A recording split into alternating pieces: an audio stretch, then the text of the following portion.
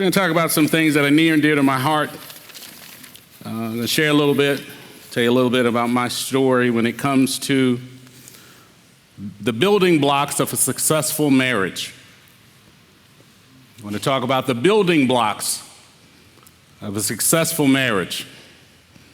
Many people may see my marriage and they think it's a great marriage, and it is. Well, what you don't know is what it took to get the great marriage. A great marriage was born out of pain, trials, adversities, tribulations, temptations. And we are where we are today. It's not fake, it's not phony, it's real. And I love my wife really, really, really well, really hard. I don't know how to explain it. I love her a lot. Amen. And if you're married, well, you want to be married, make sure you pay attention and take plenty of notes. If you just got married, take plenty of notes. You've been married for a long time, take plenty of notes. You're thinking about getting married, stay single. No, I'm kidding.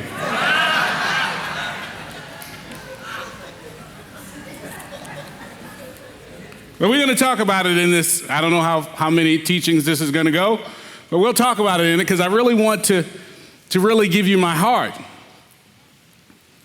Because if it had not been for the Yahweh that we serve, I may not be standing here before you. Not because of the accidents you heard me tell the story when I was in the police department, not even when I was in basic training. I saw some accidents happen there too. But because of the trials and tribulations that we go through in life, especially in the area of our marriage, can be detrimental to your health, both your mental state and the mental state and the physical state of you and or your spouse. Marriage is tough. No wonder the most viewed teaching on m.t.o.i's YouTube page is about marriage, divorce, and putting away. Number one teaching. Every single month, that's the number one. Can you guess what number two is? Beware false prophets. Amen. You wouldn't also be surprised that 90+% of the counseling that we do on a weekly basis is involving marriage. Marriage has been so distorted by the world and the different religious systems that it's really become something that most people want to stay away from. They would rather indulge in all the benefits of the relationship of marriage without making the commitment, because they think somehow that the commitment is what determines the success rate of the marriage. I want to tell you that it doesn't, and we're going to build on the building blocks of a successful marriage. So it's going to take some time to lay it out. But one thing I want to get you to know right from the beginning is one of the greatest building blocks that you can have while you're building a successful marriage is having a successful house. And in order to build a successful house that your marriage will be housed in, the husband and the wife live in a house, right? You live together, right? Then you need to know that your foundation for your house is secure. We have this idea, we have this understanding because of the world that we live in, that somehow submission is a bad word. It's only bad to those that can't submit. We know that submission means to do something when you don't want to do it. It's easy to do things when you want to do it, but to do things when you don't want to do it is submission. If I would have a secondary title or subtitle to this message, it would be A House Divided Can't Stand. If you're going to build a successful marriage and a successful house, you have to understand that a house divided against itself can't stand. Divided means two visions. Imagine two visions. There's two visions. How can two walk together unless they agree? So they have to agree on the one vision. And so oftentimes when we're talking about marriage and we're counseling marriages, one of the questions that come up all the time is one of the first things we ask is, do you want to be together? Because most time when the marriage comes in for counseling is in some sort of turmoil. Do you want to be married? And oftentimes, at least one or the other or both says yes.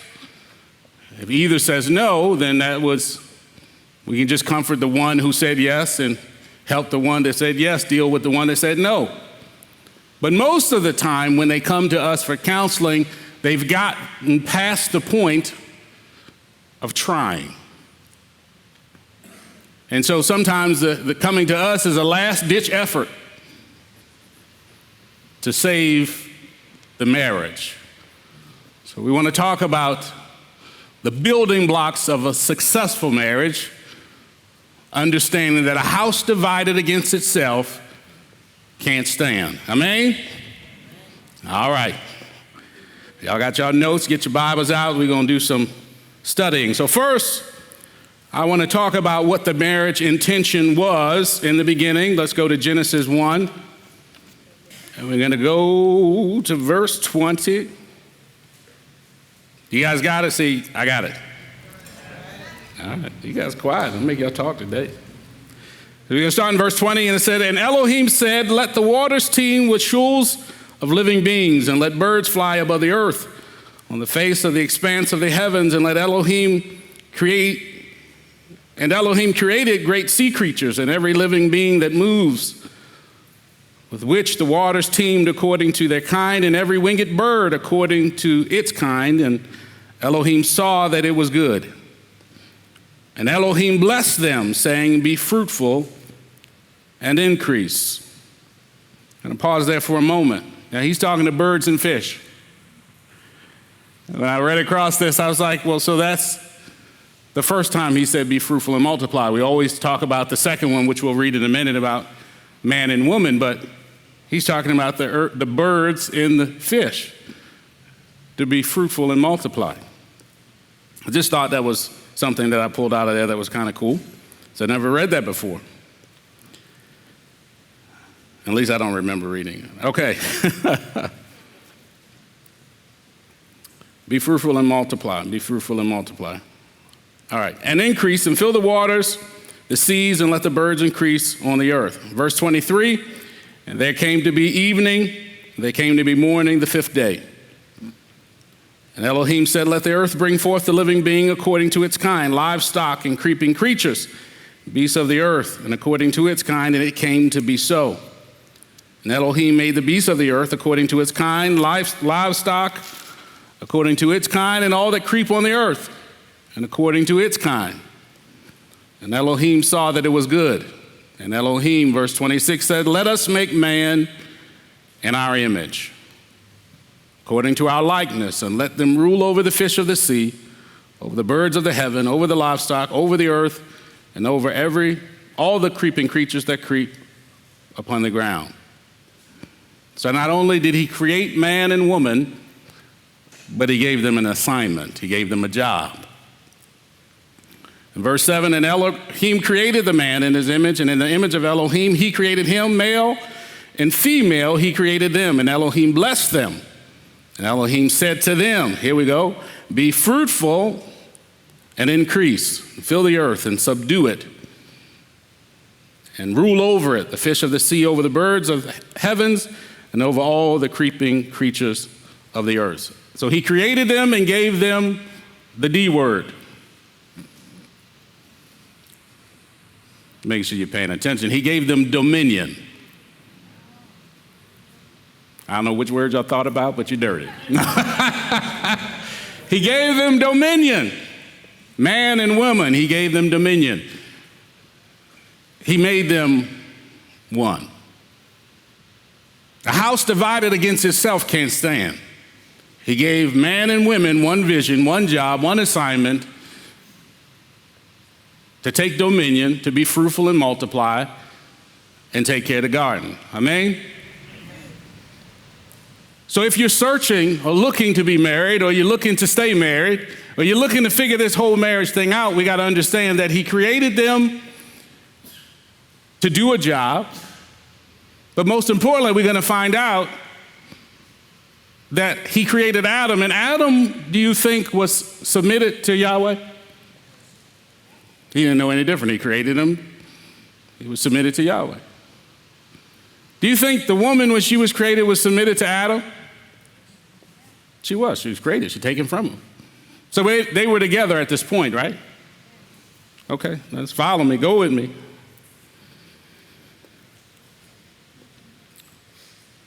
So I'm not going to get into this part. I'm going to reverse engineer this a little bit. Go to Matthew 12. I want to make a point. Matthew 12:22. Man had a purpose. He had a job to do. And in this marriage covenant of creation, he gave them a job and an assignment. Now, understand that the Pharisees, Sadducees are trying to always, when they question Yeshua, is trying to get him into something. They're trying to trick him. They just need a reason to call him out. Anybody know anybody like that? Verse 22, then they brought to him one who was demon-possessed, blind and dumb, and he healed them so that the blind and dumb man both spoke and saw. And all the crowds were amazed and said, is this the son of David? When the Pharisees heard it, they said, this one does not cast out demons except by Beelzebub, the ruler of the demons. Yeshua knew their thoughts and said to them, every reign divided against itself laid waste, and every city on a house divided against itself shall not stand. And if Satan casts out Satan, he is divided against himself. How then does his reign stand? If I be by Beelzebub, do cast out demons, by whom do your sons cast them out? Because of this, they shall be your judges. But if I cast out demons by the Spirit of Elohim, then the reign of Elohim has come upon you. Verse 29. So what he's saying up to this point is, if I'm a demon, would I be casting out a demon? Dummy? That was a little added part I just threw. So he already knew what they were thinking, so he probably thought that too to himself. Like, you dumb.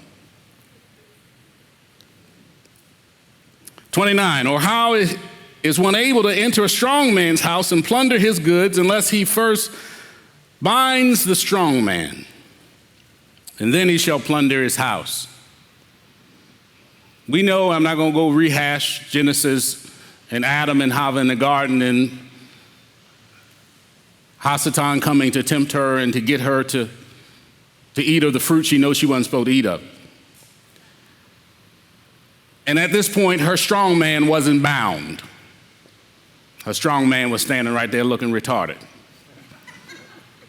As this serpent, this tempter, this trial, this tribulation, this temptation came to speak to his wife. And he stood right by. I want to make a point right here in building strong marriages and strong houses. Men, protect your house. Men have a job, a duty to protect their house. They have a job to protect their wives. If they have children, protect their children. Because if you come in my house and you manage to bind me, I do look at myself as many men look at themselves as a strong man. And we ain't gonna just let nobody come in our house and plunder and do all that they want to do in our house with our wives, with our children, with anything that belongs to us. But it says a strong man. Do I have any strong men in the house? Any strong men? I know Rabbi Tom raised his hand. You go visit Rabbi Tom, you'll know how strong his house is. I don't think you can look to the left or the right and not see something intimidating, waiting to meet the burglar or whoever may walk in his house. The strong man. It says, continuing in verse 29, and then he shall plunder his house. He said, who is not with me is against me, and who does not gather with me scatters abroad. Building a strong house, you have to know that a house divided can't stand. And so if your spouse, husband or the wife, is not in agreement, not on the same page, not walking together, your house can't stand. And whatever you have will be scattered. Why is it so difficult? Why do you think it's so difficult for marriages to exist in today's society? Well, one reason is we have no strong men. Strong men are lacking in our society. And one of the reasons strong men are lacking in our society is because the temptation, the trials, the tribulations, and all the things geared to destroy the family. You look at any commercial, any marketing ploy out there geared towards men is to destroy the family. So women have something I wish we didn't have to deal with as much, but it's a point and purpose, and I'll explain. But women have the ability that they're not moved and tempted by things men are moved and tempted by. It's an advantage you guys have. I remember I wanted to go to the gym, and I might have told this story, but if I haven't, I thought it was funny. I was going to go to the gym, and I was going to impress my wife. My wife, she was already my wife. I was going to impress her. I was going to the gym. I said, baby, I'm going to the gym. Got some gym clothes. I got some new gym shoes. I'm going to the gym. And in my mind, I'm going to the gym not for me. I'm going to the gym to impress her. Now, she's already my wife, but some of us get used and comfortable, get complacent being married, and we think we already won the prize. We don't know how to continue to hunt.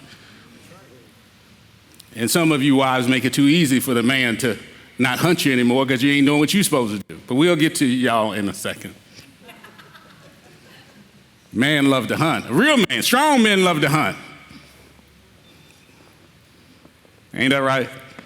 Thrill of the hunt, strong men. So I'm going to the gym, and I was telling my wife, I probably had a little headband on. No, I ain't no headband on. Strong men don't wear headband. No, I'm kidding. And they don't wear flip-flops. No. Slapping all on the back of your ankle. Ooh, wear flip. Okay, anyway. So I said, babe, I'm going to the gym. I'm going to, work on my six-pack. I'm going to get that Oscar Ortiz chest. Man, Oscar, look, I don't know how old he is. I know he's older than me, but Oscar's in shape. And he's in a good shape. He's not too big. Anyway. And Oscar, I went to give him a hug last night, and I was like, yeah. I told my wife, I said, I'm going to the gym, and I'm going to get my six-pack. I'm going to work on my chest. I need to work on my legs. Most men of color, we don't got to work on our legs. They just big anyway. We just exercise to get big. And if we don't exercise them, they're going to get little chicken legs, and our top going to be big because we just out of proportion. Just genetically, I guess. I don't know. So she say, I felt this big. She say, babe, now this was a compliment, but I still felt this big because I thought I was going to work out for her. She said, babe, I ain't worried about that. That's how we get tripped up then. Because we see somebody on the magazine cover or somebody on the beer commercial, and they half naked, and we think that that's what we need to do to get that. Somebody know what I'm talking about. Act like I'm the only one. And she said, baby, you don't need to do none of that. I love you for just like you are. She said, but what I do like is she said, I like your arms. She said, that's what she told me. I ain't talking about I was working on my arms either. Y'all ain't hear me say I was working on my arms. I said, what? You say what you say, girl? She said, well, I like your arm now. Of course, that because men, we think so shallow. We do. And so I'm flexing. I got little guns. Boy, I'm flexing and everything. She's like, yeah, forearm.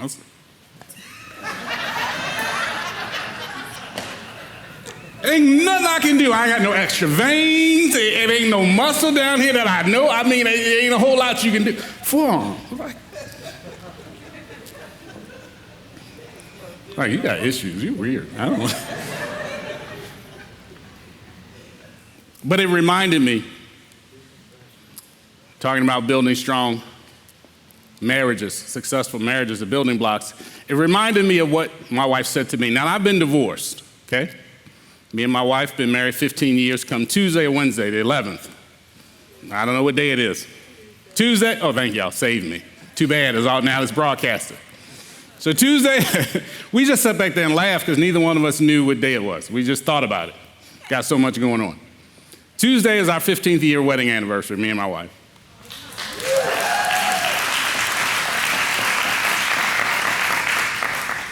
We got to the end of the 7th year, all hell broke loose. But I've been married prior to being married to her. I was married the first time, the mother of my oldest 3 children, and I learned very quickly. And I said it was first marriage I had a controlling wife. Now, she not watching, and Hannah ain't gonna tell her. So that's Hannah's mom. Well, she was controlling, and I was young, dumb, and full of military people know the rest of it. And so I fell for the pretty face, the innocence, all that stuff that you do when you're young. I was 21, I got married the first time. I didn't know a thing. I didn't know one thing. All I knew, she was cute and I wanted to be with her. That's all I knew. That's all, literally, that's all I knew. I was retarded. Only to get with her and find out that she had some control issues. Well, I didn't know either. You know, we all got our issues. And so that lasted 5.5 years, and after that, it was so bad the first time I said, I ain't never doing this again. I will be celibate.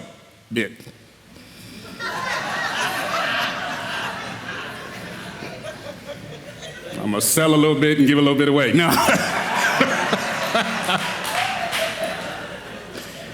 Now I said I have to be me, myself, and I, because I ain't going through this hell again. But what I didn't know that in those formative years, Abba was developing some things inside of me that I needed. One thing I knew I needed to develop, which will be the topic of the first of today's teaching, is knowledge. I came together with a woman that I did not know. And we'll break it down in a minute, but I want to finish the story. So I said, I ain't never getting married again. Nope. Nah, And I was in Bible college. And that's where I met Shauna. And we became best friends. We still best friends. And you know something very strange? We were best friends even when we were going through our mess 7.5 years ago. We're still best friends. And I think part of us healing and getting through what we went through was the fact that we had something more than love. You're taking notes, write this down. Love isn't enough. That's right. You got married for love, it ain't enough. And if you think it is, live long enough. Love ain't enough. And I'll tell you why in a second. But anyway, I met this woman and we became best friends. And she knew my story, she knew my situation. And I told her, I ain't never getting married again.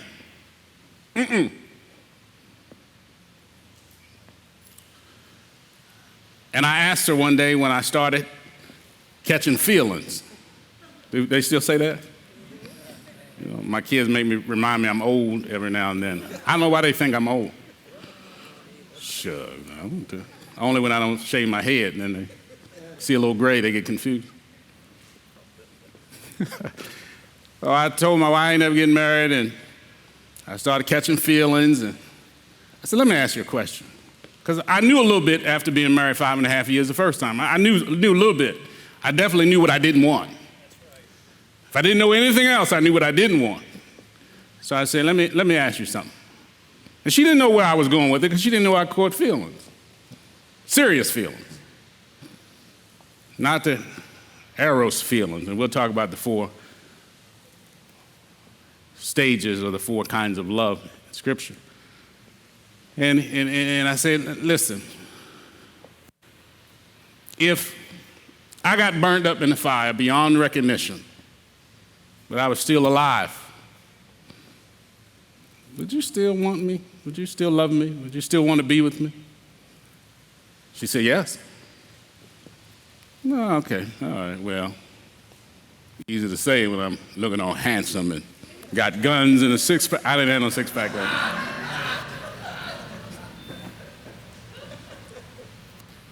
I said, okay, all right.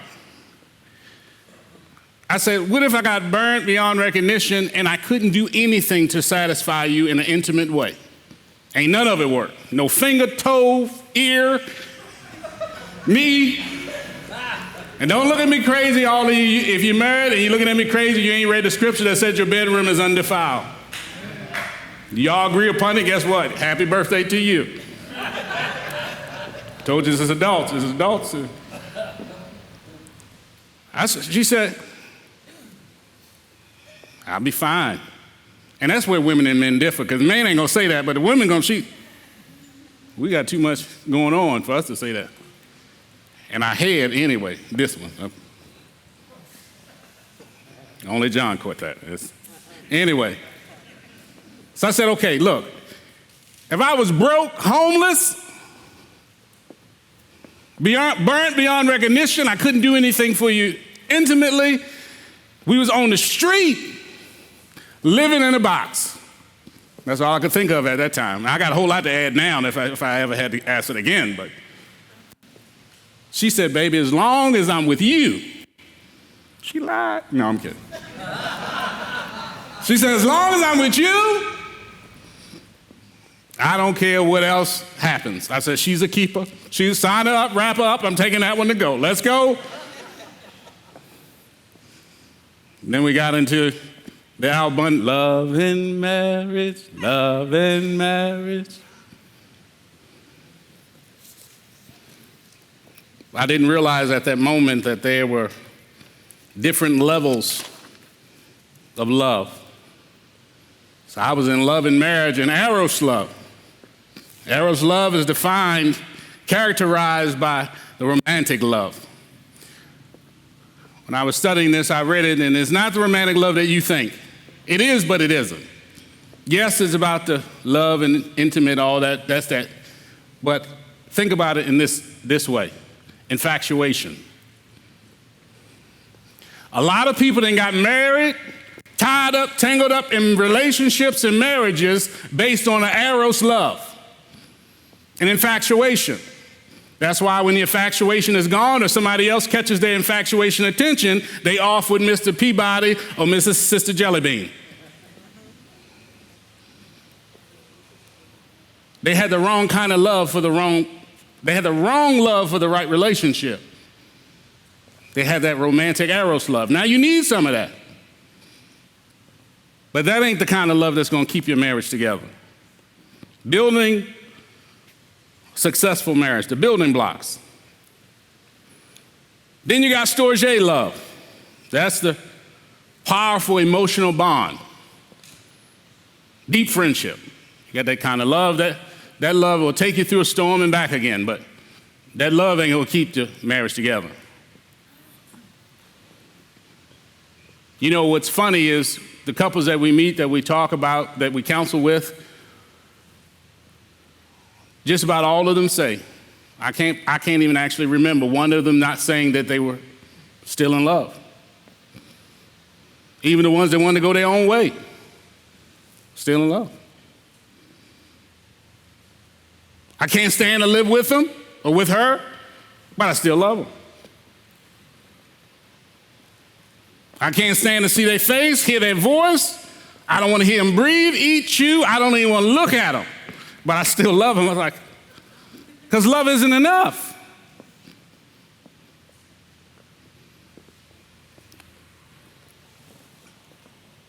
Then you have the agape love, the perfect love, divine love, the unconditional love, the sacrificial love, the love that is pure, the love that has the highest value, the love that Abba shows us when he called us. A house divided against itself can't stand. Love is not enough. And we need to be building our foundation strong on the way and what the Creator intended it to be. Amen? Let's go over to Proverbs.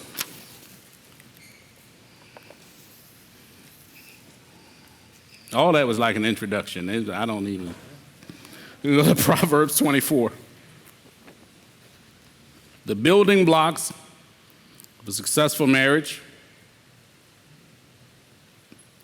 Verse 3, Proverbs 24, verse 3, it says, by wisdom a house is built.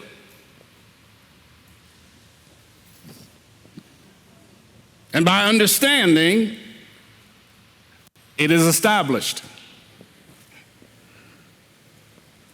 And by knowledge, the rooms are filled with precious and pleasant riches.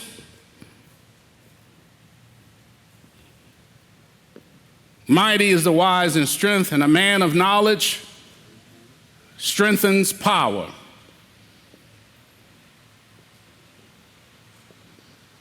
And I'm going to end it there. Did you hear anything about love? The wisest man on the earth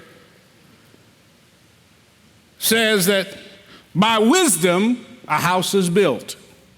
You need to write that down. By wisdom,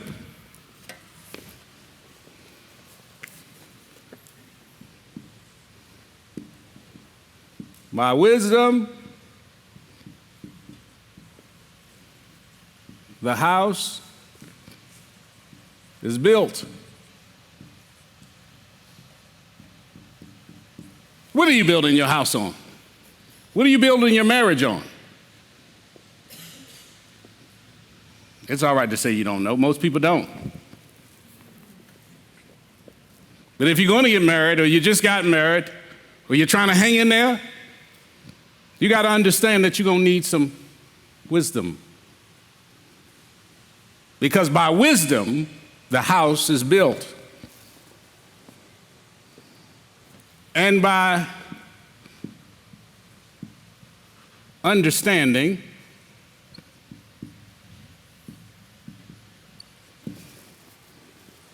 it is established.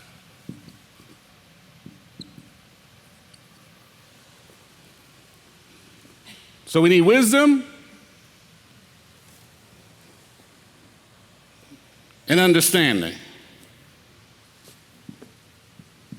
And by knowledge,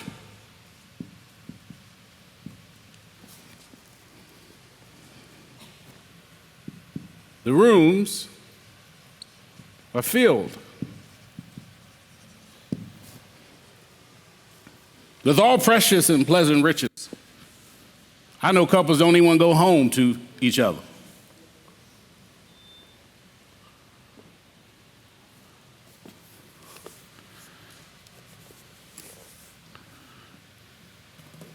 Because they're missing a part.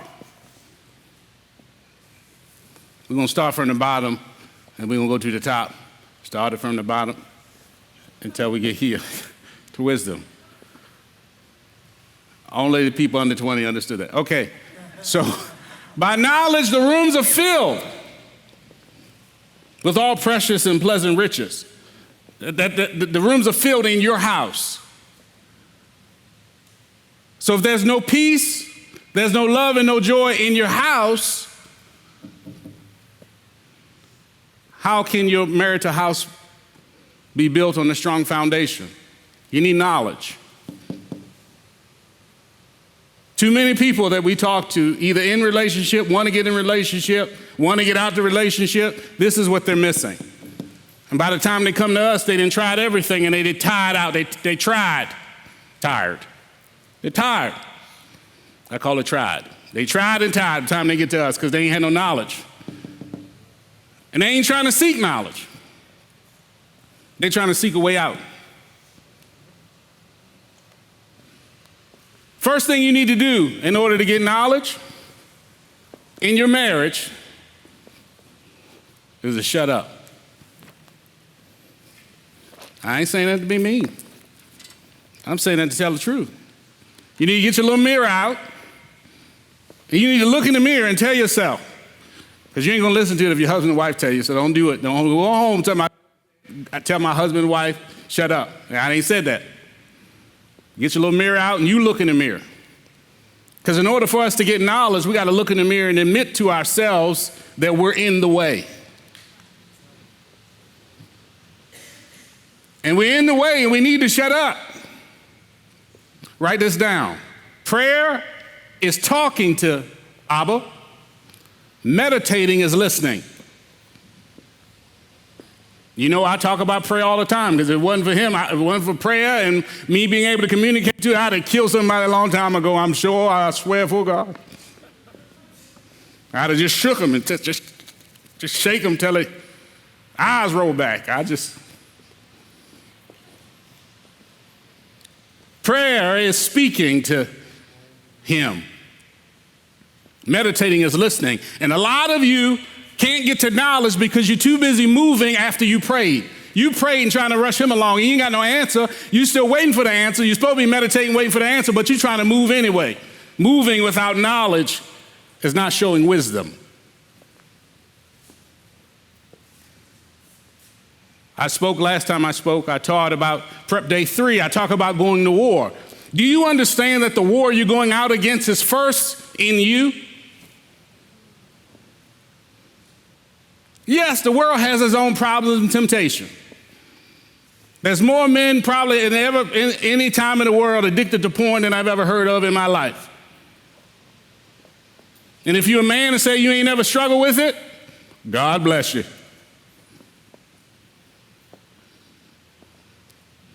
There are certain shows I can't watch. I ain't gonna watch. I dealt with pornography. I think if you living long enough and you a man like I'm a man, you're gonna deal with it. It's advertised everywhere we look. It's advertised to us.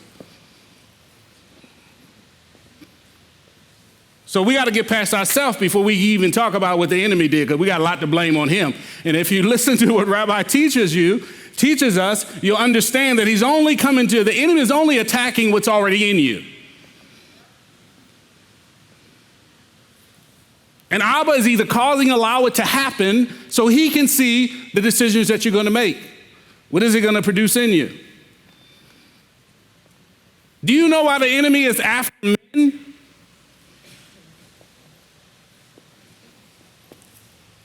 Because if he can destroy the head, he can destroy the body. He can break up the man, he can destroy the family. What do men have? Men have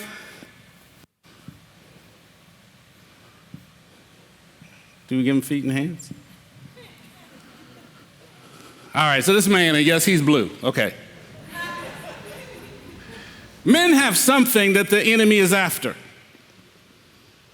And he ain't got to do much to work with you. Most of us men, because we just special in so many ways. We're strong in all the wrong ways half the time. But the men have genes. Somebody say genes. Is that how you spell it? Somebody. All right. This is the gene I want, not the blue gene. I want these genes. Men have genes. Guess what else men have? Out of genes, men have generations. If I can destroy the man, I can destroy generations. He told Abraham, I'm going to make you the father of many nations. How was he going to do that? From the 1 billion sperm that he's carrying around, every man in this room. If he got all his parts intact, it's carrying about 1 billion sperm in his person right now. Generations. If I can destroy the man, I can destroy generations. How do you build a successful marriage? The building blocks consist of having knowledge, but before you even get to knowledge, you have to get through man. Understand that he's coming after the man. Don't feel bad, women. Be happy that he's not after you. There's something coming after you. It's you. And whatever you got in you that's not like him, the enemy is coming to exploit it. I tell my daughters, I told my wife, I told my older sister and my younger sister, when I was a young man, I told them the way that men hunt. And most of the men in the room are married, and if you're not, take notes, I guess. You might have some insight. Strong men are hunters. We talked about that, right?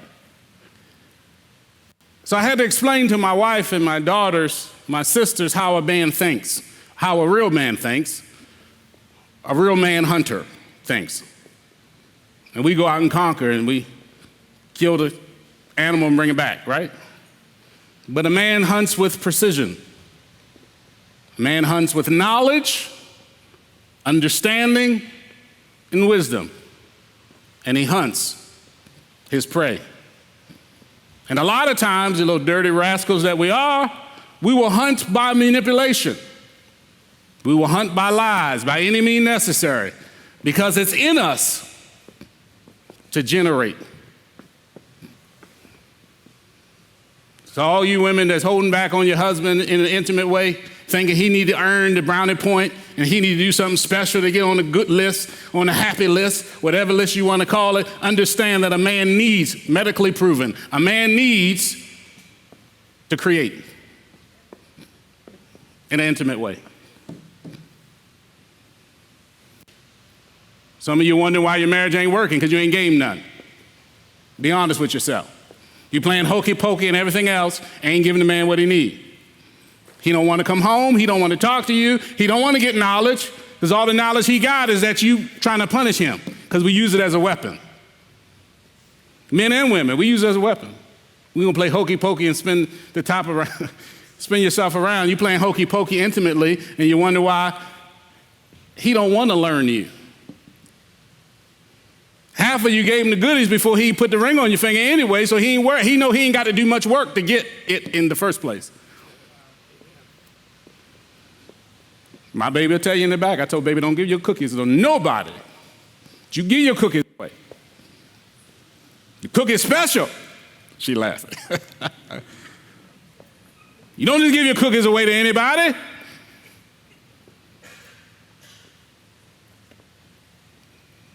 Men know that we work hard for that woman that we want. We don't know a thing about her. We ain't got no knowledge, wisdom, understanding, but we know we want her. We'll bend over backwards, do whatever we got to do to get the one that allowed us to chase. The one that just gave it to us, guess what? We're not taking you home to mama. Secret alert.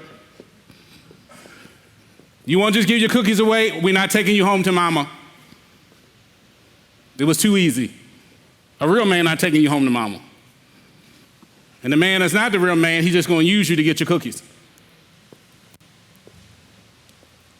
The building blocks of a strong marriage means you got to get past yourself. Then you got to deal with the other part of yourself, which is all the things the enemy is going to invade and bring out of your life.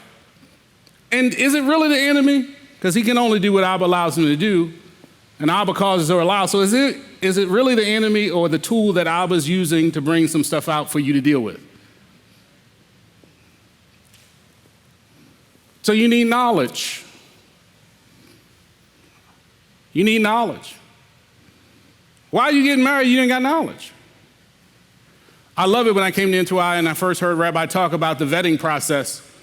And when he does marriage counseling, he talks about the vetting process. And one of the things he's trying to get you to know is Knowledge. He's trying to get you to get knowledge. You need to know the person that you're trying to get involved with, and that person needs to be honest with you about all the things that they're bringing to the table. But one thing I see happen all the time is we get into a relationship and we don't have knowledge.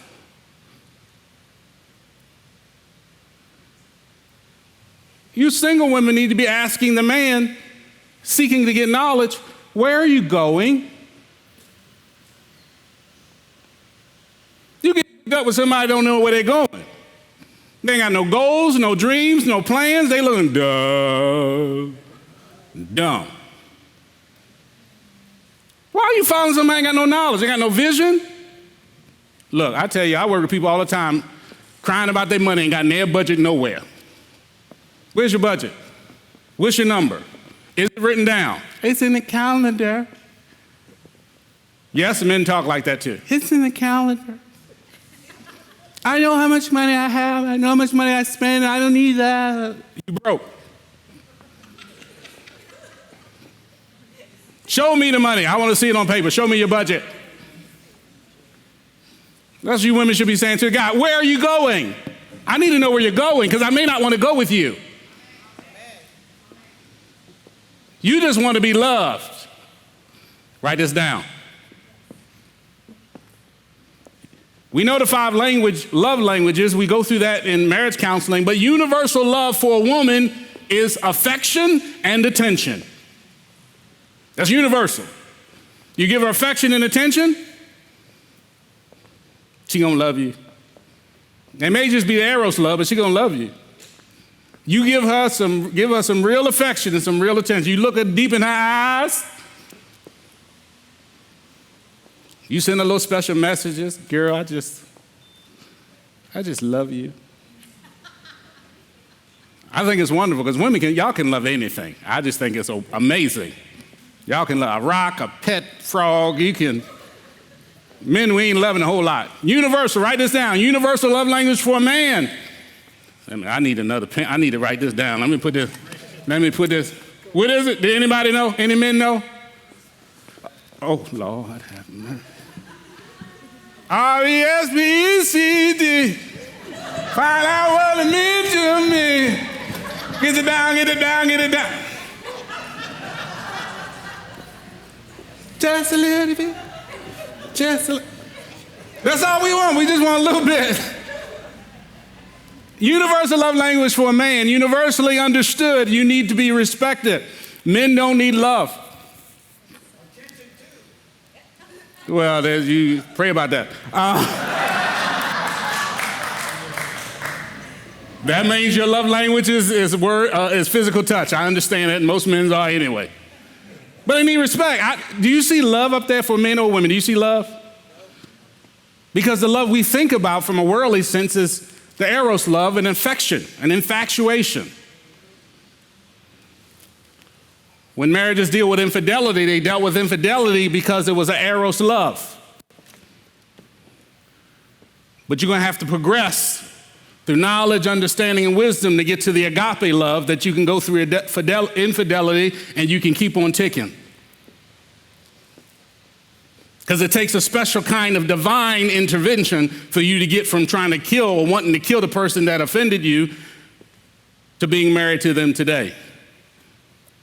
You had to go through something. You had to figure it out. You had to get knowledge. You had to be willing to understand. You had to get wisdom and how to deal out whatever relational thing you got to deal with in that instance. So women, you should be asking the man, where are you going? I counsel marriages that are already in the midst of trouble. And I ask them, because it comes up all the time, especially when I say, well, you might need to get a divorce. And we go to separation first, if this is what they want. Understand this is from the question, what do you want? So this is us inserting our opinion in the situation. So we try to get them to separate for a little bit to see if the feelings are mutual on both sides. You still want to go through it. You need to give yourself some time and some space. But a lot of couples don't want to get the knowledge They don't want to look at themselves in the mirror. They don't want to tell themselves to shut up. They don't want to seek Abba. I ask some couples, you guys pray together? No. Or we tell them to get divorced because that's what it looks like. But I love, okay, shut up. Love ain't got nothing to do with it. What love got to, got absolutely nothing. I said, what? Well, Abba don't want us to get divorced. He put us together, did he? Was this infatuation that got you together? That you saying that he did it, he did it? If he did it, then how much knowledge do you know about the person? I didn't know. Well, why didn't you know? Some couples I work with, I send them to do the expectation. Rabbi has an expectation exercise that he does. Some of you need to do it again.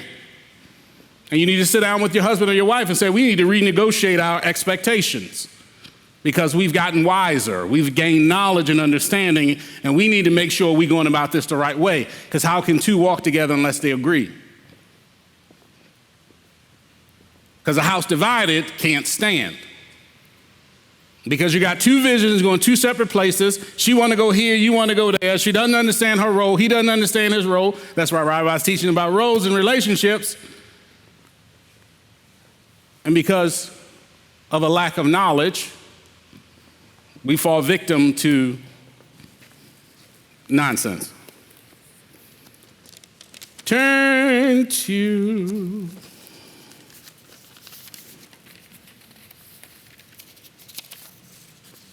Hosea. Let's go to Hosea 6. Oh my. I can take all the time I want now that we got scheduled. I don't have to squeeze as much. You guys got it? Well, I don't, so wait for me. Hold on a little while longer. Hosea 6 and 6. All right, I think I got the wrong verse. Anyway, I'm going to quote it. You guys know it. It said, my people perish for a lack of... Where is it? 4:6? Thank you, Mama.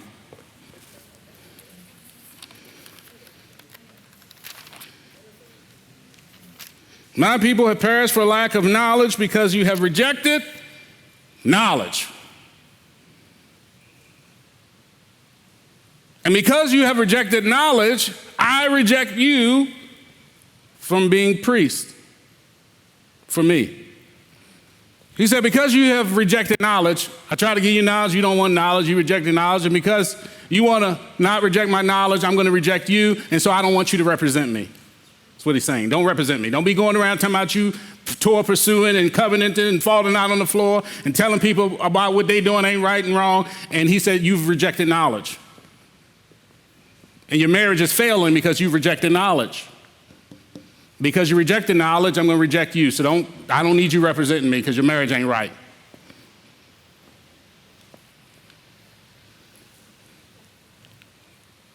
Stop telling people about their marriage and your marriage ain't right. And if your marriage is wrong, please send them to the ministry so we can counsel with them. The reason we have success in marriage is because, one, Abba gives us the words to say in the anointing. But I know for myself and for Rabbi Steve, we've both gone through things in our marriage that we can share to help you get through yours. A lot of that comes with denying yourself.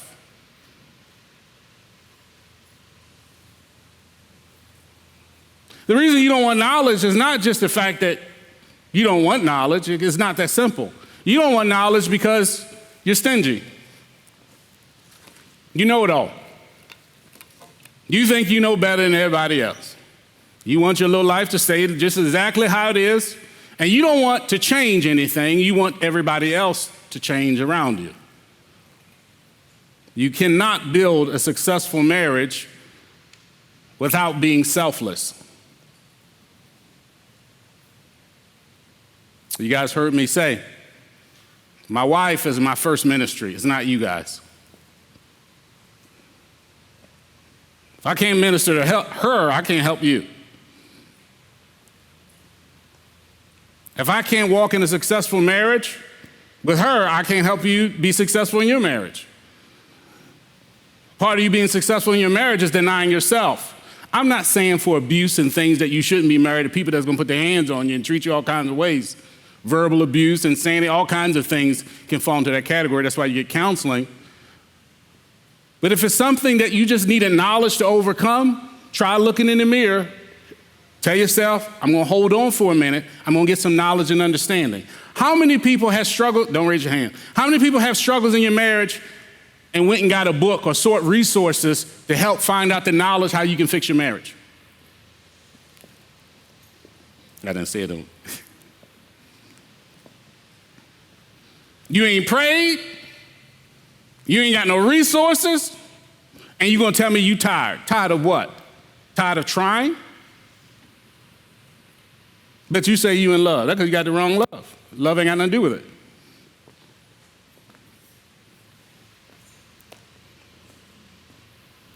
What are you building your house on? Are you building on the failures of other people?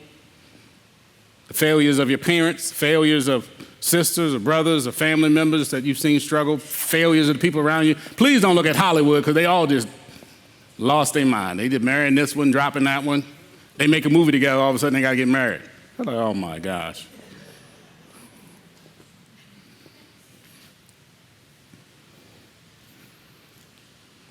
You got to move self out the way.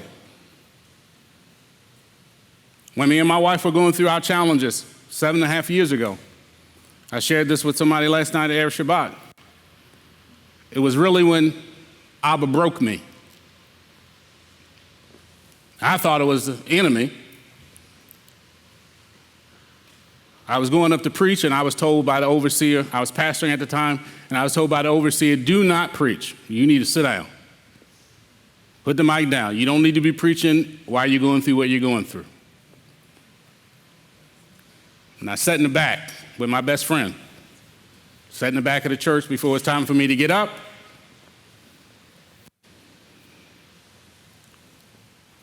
And I heard for the first time a voice that wasn't the Father and it wasn't mine.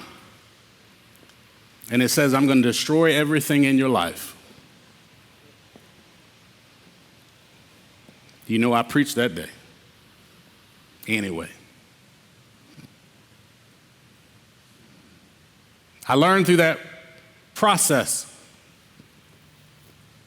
Part of me putting the mic down.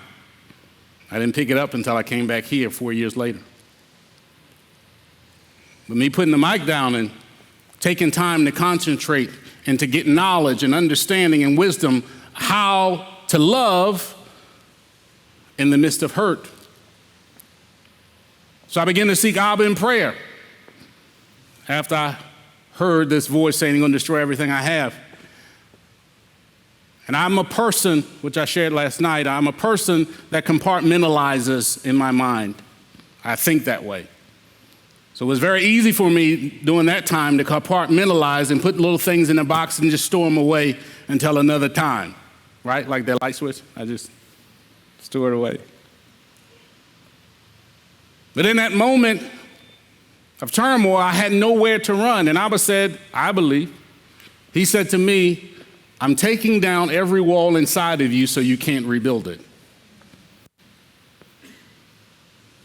Because as Rabbi taught in the Level Up class, I need you to be authentically you. So this trial, this situation came to break you down. For you to re-examine yourself so I can rebuild you and prepare you to be who I called you to be and not what the system created you to be. Not what the system told you, and the system say you should do this, and you should do that, and you should act this way, and you should act that way.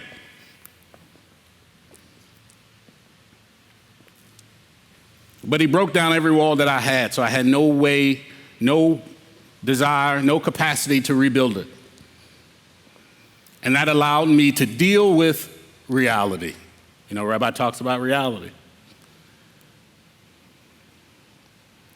And the reality of the fact became that I needed to focus more on myself and those issues I had to deal with before I could work on getting the knowledge, understanding, and wisdom to get through the next phase that he took me through, which we'll talk about the next time I speak.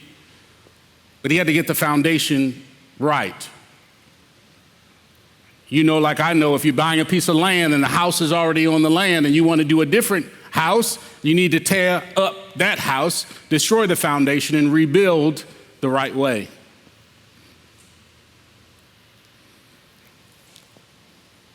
I coach people with their personal finances, also do it with their businesses. And I always tell my business clients, don't be afraid to start over. It's your business, you built it. It's okay to start over, to create it the way you want. Sometimes you got to step back in order to go forward. It's okay. If it's grown into something you didn't intend for it to grow into, either you fix it, right? Own and fix it. But it's okay to start over. A lot of you in your marriages need to sit down again. If you're married, not married, want to get married, or you just been married 50 years, sit down again. Redo your expectation. You may need to set up a counseling appointment so you can go over it. What is your expectation? Because what you had 30 years ago, I can tell you the expectation I had 15 years ago is not the same expectation I got today. That's exactly right. Because you can just twist around and bat your eye at me 15 years ago. But now I need to know something. I need to know where you're going, how you're going to get there. If I want to go on this ride with you, I might not like the vehicle, you singles. You need to ask the man. Because we're assuming that man has the authority, right? If he's going to be a godly man. We're talking about a godly man, right? He has the authority. You need to know where you're going, how you're going to get there. Maybe you don't want to go in the vehicle he's choosing. Not that he's choosing the wrong vehicle. Maybe you don't want to ride with him in that vehicle. Maybe you're not willing to say that I'm going to live with you in the box if it means being with you because I'm with you for you no matter what. You might be you might be the glamorous girl, living the glamorous life. And you need $10,000 a month to buy groceries. I don't, for your eyelashes. I'm not knocking you, guess what? Just up your game, find the person that got it, I guess, I don't. But y'all need to be asking the right questions. And that's what happens when we don't get knowledge, we start asking the wrong questions. I need to know, sir, if I was a single woman, where are you going? What is your 3, 5, 10, 15? What's your plan?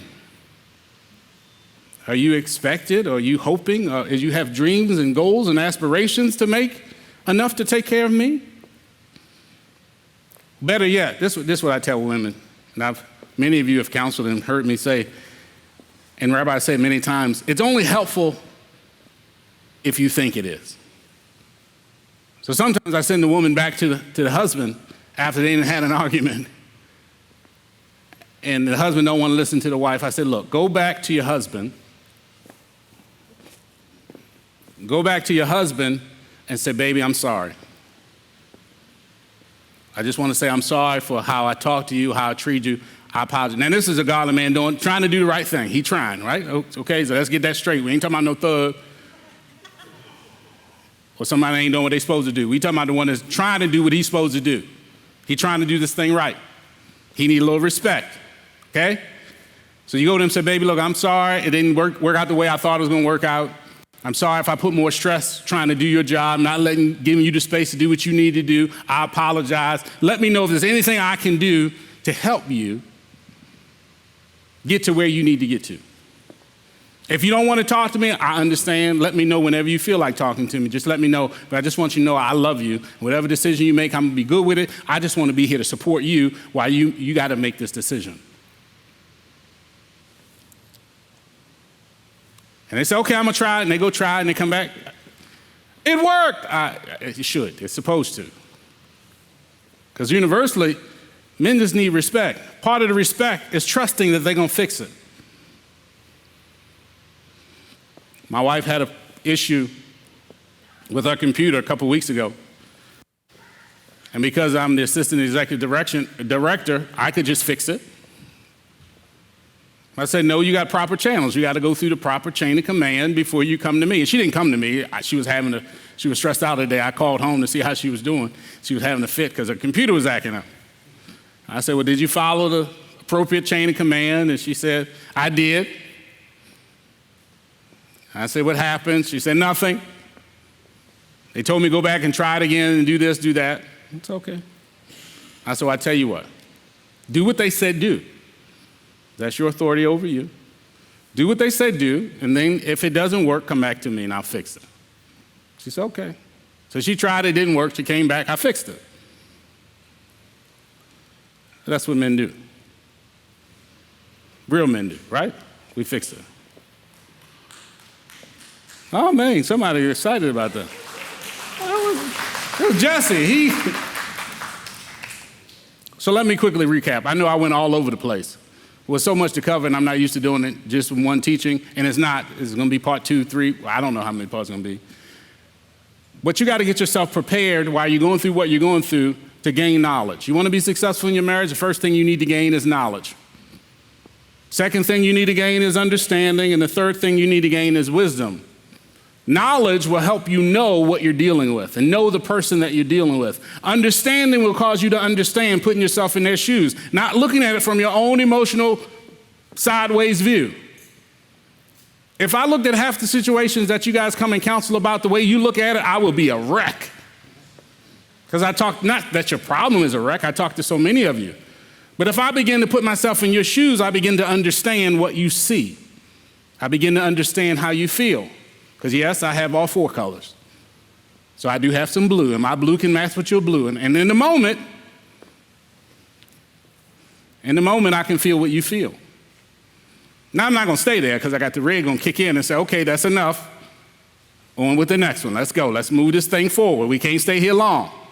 You've been crying too long. Dry your tear, get the tissue. Let's go. Because we're trying to get to some wisdom of how we're going to handle this thing. So knowledge is the knowing, understanding is putting yourself in their shoes, and wisdom is how we're going to deal with it in a tactful way. Because we don't want to tear down, we want to build up. And having successful tools to build your house, a strong marriage, a strong house, a strong family, you need wisdom. Amen?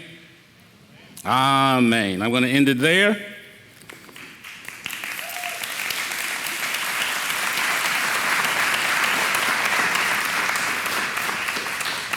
Let us pray. Abba, we thank you for your wisdom, your knowledge, your understanding, and all that you have prepared for us to have, as best we can, successful marriages, at least have some tools, some additional tools than we may have already had to build a successful marriage, successful relationships, a successful family, knowing that a house divided against itself can't stand, and so we need to do some renegotiating, some expectation redos, not only to figure out what it is that our spouse requires from us, what we expect from our spouse, but also, Abba, to find out what you expect from us as one, as a marriage. Because above all, we want to be pleasing in your sight. Above all, we want to put you first. For you are the center and should be the center of our marriage, of our relationship. And we want to build our relationship on the solid rock that you are, withholding nothing, but giving everything. Being selfless and understanding that it's not about us, but it's about you. And it's about bringing you glory and honor and not shame. So I pray that we can learn to let go of ourselves as we strive to make this marriage a one that you designed it to be. We thank you for this time that we got to share. We pray that you would bless those that have heard, that you would bear good fruit in their lives. In the name of Yeshua, our Messiah. Amen. Amen. Amen.